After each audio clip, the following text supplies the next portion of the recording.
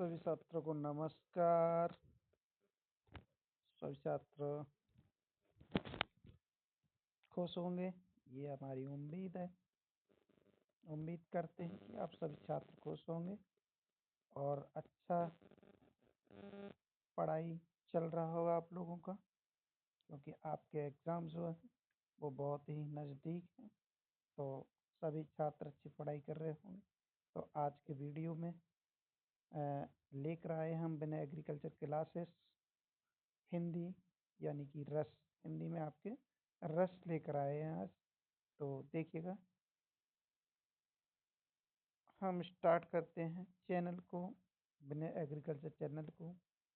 Video को like कीजिएगा, channel को सब्सक्राइब कीजिए और बेल आइकन का घंटी वाला बटन दबाइए, जिससे आपको प्रत्येक वीडियो जो भेजा जाएगा वो आपको पास आ सके। ठीक है, तो वीडियो को लाइक कीजिएगा, शेयर कीजिएगा, कमेंट कीजिएगा और आपके जो भी सभी मित्र हैं, छात्र हैं, उन सभी को शेयर कीजिएगा।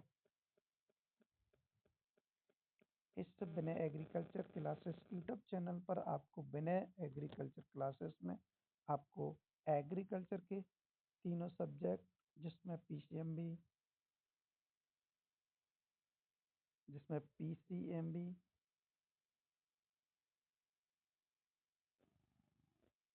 पीसीएमबी और आपको पशुपालन, फसल उत्पादन, ये कंप्लीट सब्जेक्ट मिलेगा। इसकी आप पीडीएफ भी ले सकते हैं और वीडियो तो देख ही रहे हैं।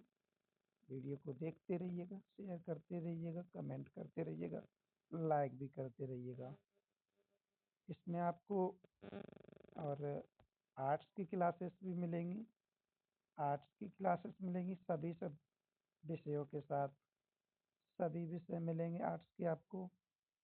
हिंदी भी आपकी मिलेगी 12वीं क्लास की आपकी।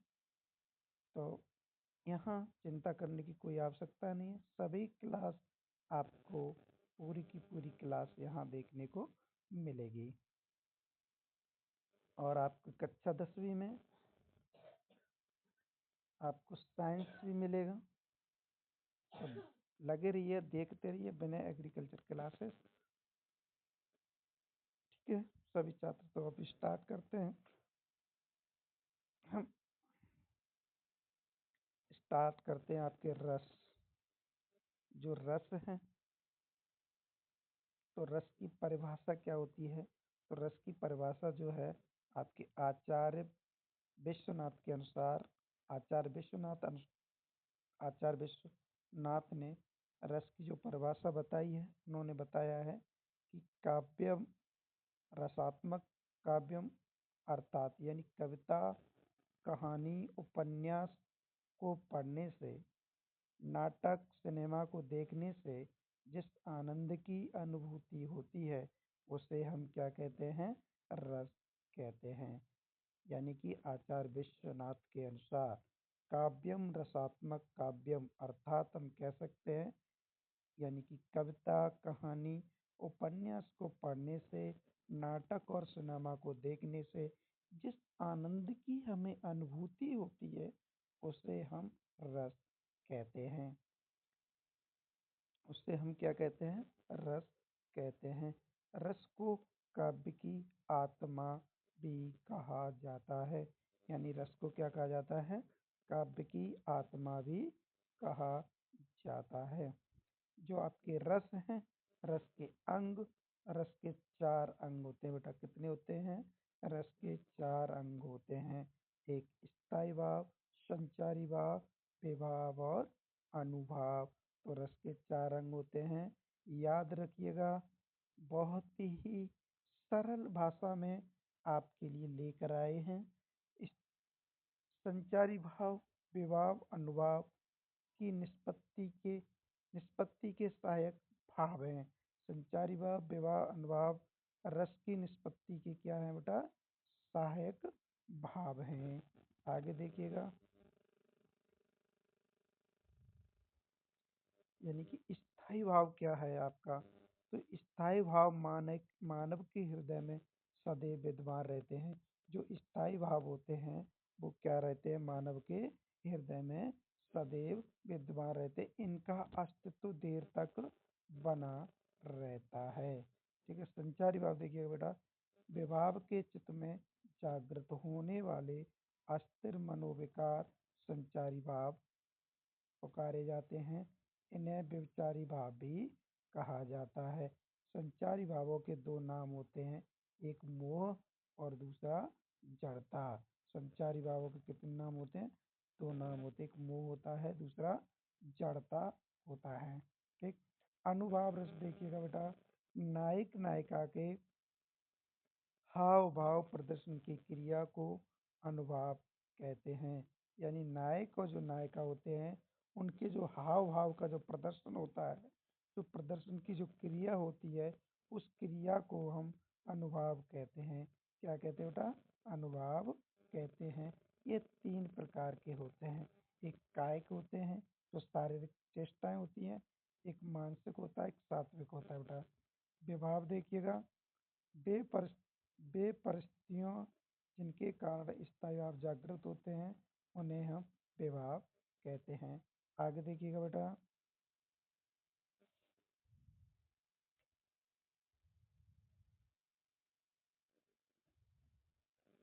स्थायी भाव और संचारी भाव में अंतर देख लीजिएगा बेटा। वेरी इंपॉर्टेंट क्वेश्चन है ये, वेरी इंपॉर्टेंट क्वेश्चन है ये। स्थायी भाव और संचारी भाव में अंतर। यह भाव मानव हृदय में अंत समय तक विद्यमान रहते हैं। स्थायी भाव जो होते हैं मानव के हृदय में अंत समय तक विद्यमान रहते हैं, लेकिन संचारी भाव पानी के बुलबुले की तरह क्षण भर होते हैं, एक पल में उठते हैं, दूसरे पल में नष्ट हो जाते हैं। ठीक है, इनकी संख्या 10 होती है बेटा, स्थायी भाव की। इनकी संख्या 33 होती है। एक ही रस में एक ही स्थायी भाव होता है और एक रस में कई संचारी भाव होते हैं। इनका अस्तित्व देर तक रहता है, इनका अस्तित्व देर तक नहीं रहता बेटा। स्थायी भाव निश्चित होता है, यह निश्चित नहीं होता है। संचारी भाव निश्चित नहीं होते, इसलिए इनका नाम प्रवृत्ति के अनुसार व्यभिचारी भाव में रखा गया है। ठीक है, आगे देखिएगा बेटा, अगला देखिए, रस के प्रकार। तो आपके जो रस के प्रकार हैं, रस आपके 10 प्रकार के होते हैं। श्रृंगार, हास्य, करुण, भयानक, रौद्र, वीर, अद्भुत, विभत्स, शांत और आपके वात्सल्य रस। तो श्रृंगार रस जो है आपका, श्रृंगार रस का स्थायी भाव क्या होता है बेटा? रति होता है। क्या होता है? रति। हास्य रस का क्या होता है? हंसी। शोक रस का स्थायी भाव शोक होता है। भयानक रस का भय होता है। रौद्र रस का क्रोध होता है और वीर रस का उत्साह होता है। अद्भुत का आश्चर्य होता है और विभत्स रस का घृणा यानी कि जुगुप्सा होता है। शांत रस निर्वेद। वात्सल्य रस का जो स्थायी भाव होता है वात्सलता यानी संतान स्नेह होता है। आगे देखिएगा बेटा, यानी कि जो आपका 10वां रस वात्सल्य रस को माना गया, आपका जो 10वां रस होता है उसे 10वें रस को वात्सल्य माना गया है, जिसके जन्मदाता कौन है? सूरदास जी हैं। ठीक है, आगे देखिएगा बेटा, सभी छात्र ध्यान से पढ़ते रहें। रस की परिभाषा देखिएगा, एक जितने भी आपके 10 रस हैं, 10 रसों में से एक रस की परिभाषा याद कर लीजिए, सबकी आप लिख सकते हैं।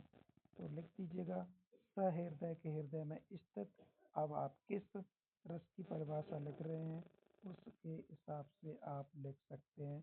जैसे मान लीजिए आप श्रृंगार रस की परिभाषा लिख रहे हैं, तो आप यहाँ पर लिखिएगा सहृदय के हृदय में स्थित, यानी श्रृंगार रस का क्या है? रति। तो रति नामक स्थायी भाव का जब विभाव अनुभाव एवं संचारी भाव से सहयोग होता है तो उसे हम श्रृंगार रस कहते हैं। कौन सा रस कहते हैं बेटा? श्रृंगार रस कहते हैं। ठीक है, इसी प्रकार से याद करते रहिएगा, करते रहिएगा। श्रृंगार रस का उदाहरण जो है, आशिक सारे नीर से कुछ पल देते साथ, पत साबुन जैसा गले किंतु ना छोड़े हाथ। यानी कि श्रृंगार रस में क्या है, आशिक सारे नीर से कुछ पल देते साथ, पति साबुन जैसा गले किंतु ना छोड़े हाथ। सारे आशिक क्या है, नीर के समान है, पल भर में क्या छोड़ देते हैं, साथ छोड़ देते हैं। लेकिन पति जो होते हैं वो साबुन जैसे गलते हैं किंतु कभी साथ नहीं छोड़ते। दूसरा एग्जाम्पल है बेटा, निस दिन बरसत नैन हमारे, सदा रहत पावस ऋतु हम पे जब से तुम सिधारे। ठीक है, अगला देखिएगा, ये श्रृंगार रस था। श्रृंगार रस आपका जो है, श्रृंगार रस दो प्रकार का होता है, एक संयुक्त श्रृंगार होता है, एक वियोग श्रृंगार है। एक संयुक्त श्रृंगार, दूसरा वियोग श्रृंगार। श्रृंगार यानी कि संयुक्त श्रृंगार में होता है जिस रचना में नायक और नायिका के मिलन का वर्णन होता है वह संयुक्त श्रृंगार होता है। और जहाँ जिस रचना में नायक और नायिका के विरह का वर्णन होता है, यानी कि बिछड़ने का वर्णन होता है, किसका वर्णन होता है, बिछड़ने का वर्णन होता है, वहाँ पर वियोग श्रृंगार होता है। स्त्री पुरुष के परस्पर प्रेम का वर्णन श्रृंगार रस के अंतर्गत आता है। जो स्त्री और पुरुष का जो परस्पर प्रेम होता है, उस परम प्रेम का वर्णन श्रृंगार रस के अंतर्गत ही आता है। इसका स्थायी भाव रति होता है। क्या होता है, इसका स्थायी भाव रति होता है। ये दो प्रकार का होता है, श्रृंगार और वियोग श्रृंगार।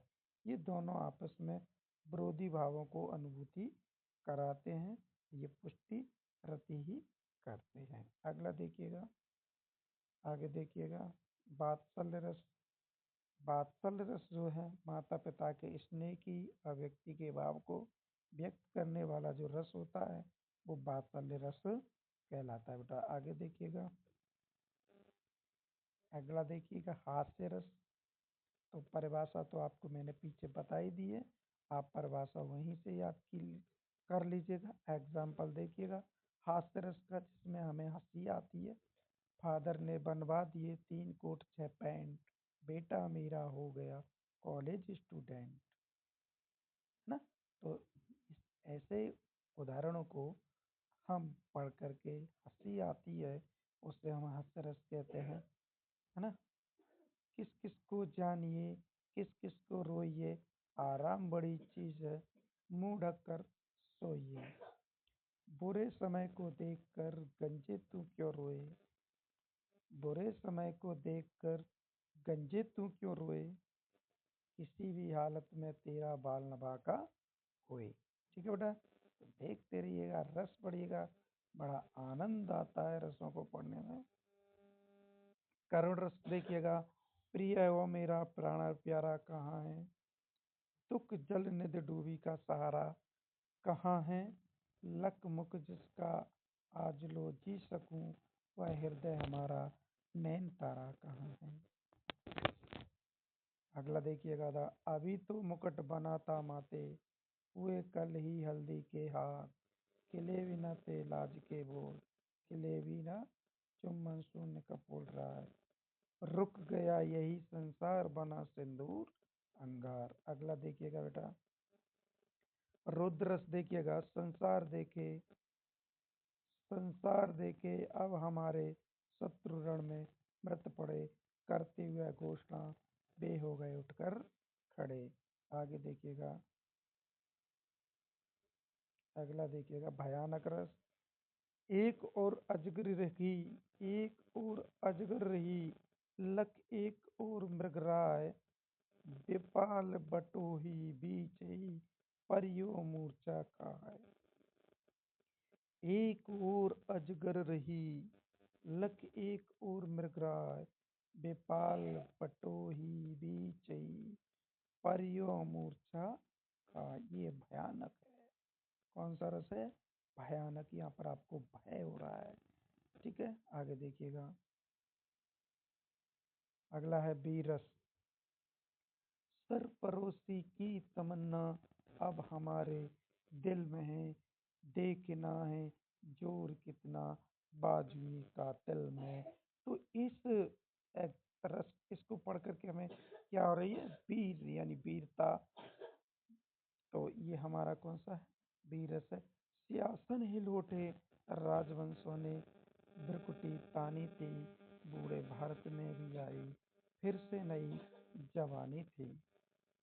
अगला है तुम बड़े चलो धीर, तुम बड़े चलो, सामने पहाड़ों की सिंह की धार हो, तुम कभी रुको नहीं, तुम कभी झुको नहीं। तो ये आप वीर रस है आपका।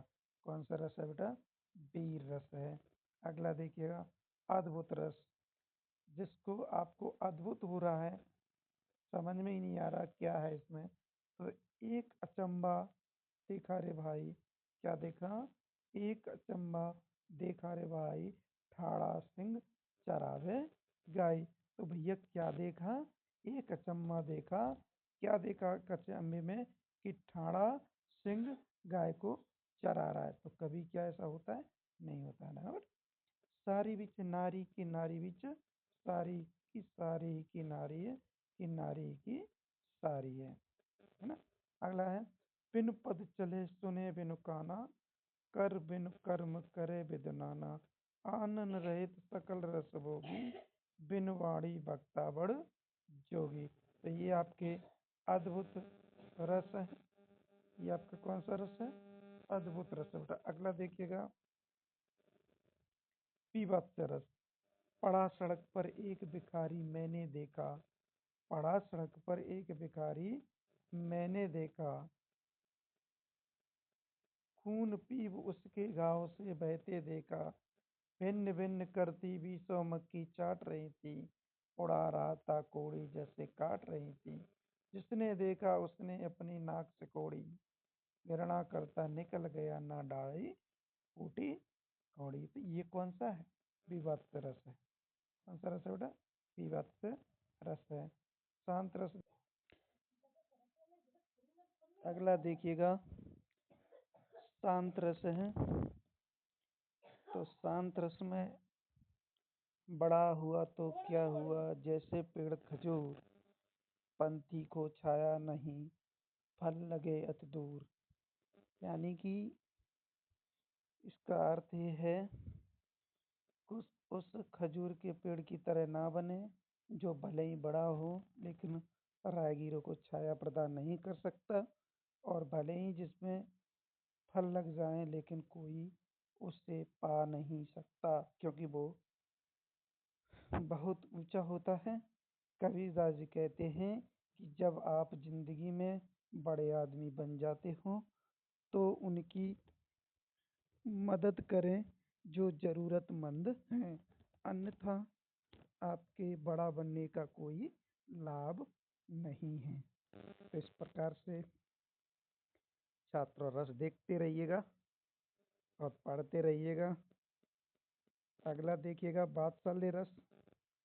तो जसोदा हर पालनो झुलावे, यानी कि बच्चे को प्यारी बातें किसे न भाती होंगी, बालक की सुंदर आंखें सबको ही प्यारी होंगी, बालक की तुतली बोली इसने जगाती मन में, हंसने रोने की लीला रोमांच बढ़ाती तन में।